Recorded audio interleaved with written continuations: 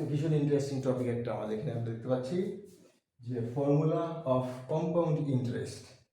আমরা সবাই লিখি ফর্মুলা অফ কম্পাউন্ড ইন্টারেস্ট বলতে বোঝায় amount equals to principal into 1 plus আর মানে rate by 100 whole to the power n, মানে হচ্ছে কত বছর সময়, সেটার উপরে আমরা n লিখি। এটা আসলো কেমন করে? আমরা এর জন্য একটা কাজ করি। মনে করি যে আমার কাছে পি পরিমাণ টাকা ছিল, পি হচ্ছে প্রিন্সিপাল। মনে করলাম আমার কাছে প্রিন্সিপাল ছিল আমার কাছে পি কিছু টাকা ছিল। সেই টাকাটাকে আমি কি করলাম, সেই টাকাটাকে আমি এক বছর আমি ইয়ে করছি। মনে করো সাপোজ মনে করো R% রেটে আমি সেটাকে 1 বছর ধরে আমি 1 বছর জন্য আমি রাখলাম। তাহলে আমার অ্যামাউন্ট কত হওয়া উচিত? অ্যামাউন্ট হওয়া উচিত আমার, দেখো যদি R থাকে, রেট থাকে R, রেট যদি আমার R% হয় আর টাইম যদি 1 হয়, 1 ইয়ার হয়, তাহলে আমাদের অ্যামাউন্ট কত হচ্ছে? অ্যামাউন্ট মানে হচ্ছে প্রিন্সিপাল প্লাস ইন্টারেস্ট। তাহলে আমরা আগে প্রথমে ইন্টারেস্টটা বার করেছি। ইন্টারেস্ট কত হবে আমাদের? তাহলে ইন্টারেস্ট হয়ে যাবে হচ্ছে পি ইন্টু আর ইন্টু টি, এখানটা টি হচ্ছে 1 বা এখানে করে দিচ্ছি আমরা 100। এখানে একটা মজার জিনিস দেখো, মনে রাখবে কিন্তু টাইমটাকে কিন্তু আমি 1 ধরে রাখলাম এখানটার মধ্যে। তাহলে এখানে আমাদের কত হচ্ছে? এখানের মধ্যে আমাদের ইন্টারেস্ট হয়ে গেল পি আর বাই 100। তাহলে আমাদের অ্যামাউন্ট 1 বছর পরে অ্যামাউন্ট কত হওয়া উচিত? অ্যামাউন্ট হওয়া উচিত principal plus interest P into R by 100। এটা কয় বছর পর হচ্ছে? 1 বছর পরে। এটা কিন্তু মনে রাখতে হবে কিন্তু। তাহলে এখান থেকে আমরা একটা কাজ করি, এই জিনিসটার থেকে আমরা পিটাকে কমন নিয়ে নিচ্ছি। পি কমন নিলে ব্র্যাকেটে কি হয়ে গেল দেখো, এখানে একটা 1 প্লাস আর বাই 100। এটা হয়ে গেল আমাদের কোন বছরে? এটা হচ্ছে আমাদের 1 বছর পরে, অর্থাৎ এখানে আমরা তখন একটা 1 লিখতে পারি। দেখো ব্যাপারটা একই হচ্ছে কিন্তু। এইবার আমরা চলে যাচ্ছি নেক্সট ইয়ারে, second year, for the second year. তাহলে ফর দ্য ফার্স্ট ইয়ার আমাদের কি ছিল? P into 1 plus R by 100। আমি এখানের মধ্যে মনে করে রাখলাম 1 লিখে রাখলাম। তাতে কিন্তু আমি দেখতে পাচ্ছি আমার ফর্মুলা কিন্তু কোনো রকম চেঞ্জ হচ্ছে না বা ভ্যালু চেঞ্জ হচ্ছে, তাহলে এখানে 1 লিখতে পারি। এবার দেখো তাহলে আমাদের ফর দ্য সেকেন্ড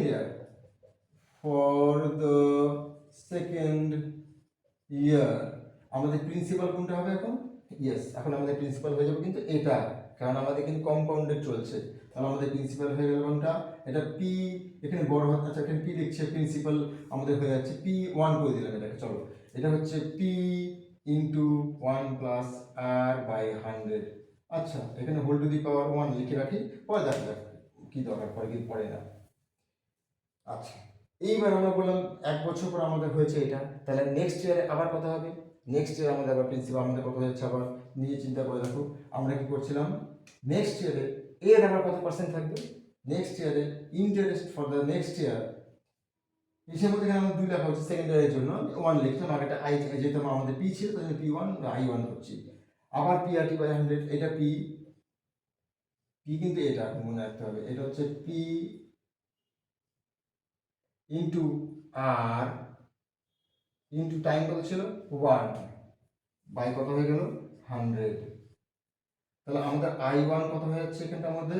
এখানের মধ্যে আমরা আর বাই 100 লিখে রাখছি, P into 1 plus R by 100 into R by 100 লেখা যেতে পারে যে কোনো নাম্বারের নিচে, কারণ পুরোটা নিচে চলে এসেছে। এটা 1 এর লেখার দরকার নেই, আমাদের মনে রাখতেও কিন্তু এটা সেকেন্ড ইয়ারের ছিল।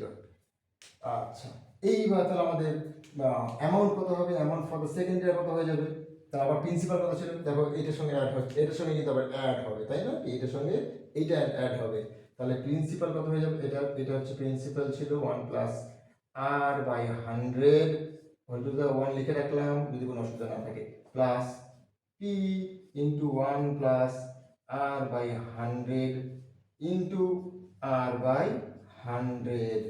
এইখান থেকে আমরা আবার চলে যাচ্ছি একটু উপরের দিকে, এখানে মুছে দিচ্ছি, এটা মুছে আমরা দেখছি এখানে কি আসে আমাদের এখানে। তাহলে এখানে আমরা আবার দেখতে পাচ্ছি, দেখো এইটা একটা টার্ম, এইটা একটা টার্ম, দুটো টার্মের মধ্যে মাঝখানে প্লাস থাকলে টার্ম ধরা হয়, সেই টার্মের মধ্যে কমন কি আসছে দেখো, এখানের মধ্যে 1টাকে তুমি রাখতে পারো না রাখতে পারো, ছেড়ে দাও।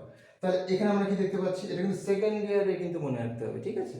এখানে তাহলে আমরা দেখো এর মধ্যে কমন পাচ্ছি p into 1 plus r by 100 common পেয়ে গেলাম। দেখো দুজনের মধ্যে কিন্তু p into 1 plus r by 100 আছে। তাহলে আমরা amount for the second year কত বার করতে পারছি, p into 1 plus r by 100, এটা পেয়ে গেলাম। এইবার দেখো ফ্যাক্টরাইজ করলে পরে এখানের মধ্যে কি বাকি থাকলো, এটা তো পুরোটাই চলে গেল বাইরে, তাহলে এখানের মধ্যে থাকলো একটা 1, এখানে একটা 1 থাকলো, তাহলে আরেকটা ব্র্যাকেটের মধ্যে রাখলাম 1, এখানের মধ্যে বাকি কি থাকলো r by 100 plus plus r by 100। এইবার দেখো তো ব্যাপারটা কেমন হয়ে যাচ্ছে, তাহলে আমাদের p এখানে যদি সেম নাম্বার থাকে ওটা কি করা হয়, এক্সপোনেনশিয়াল ফর্মে দেখাতে গেলে পরে দুটো নাম্বার সেম নাম্বারকে মাল্টিপ্লাই করে মানে স্কয়ার হয়ে যাওয়া, অর্থাৎ 1 plus r by 100 whole to the power 2।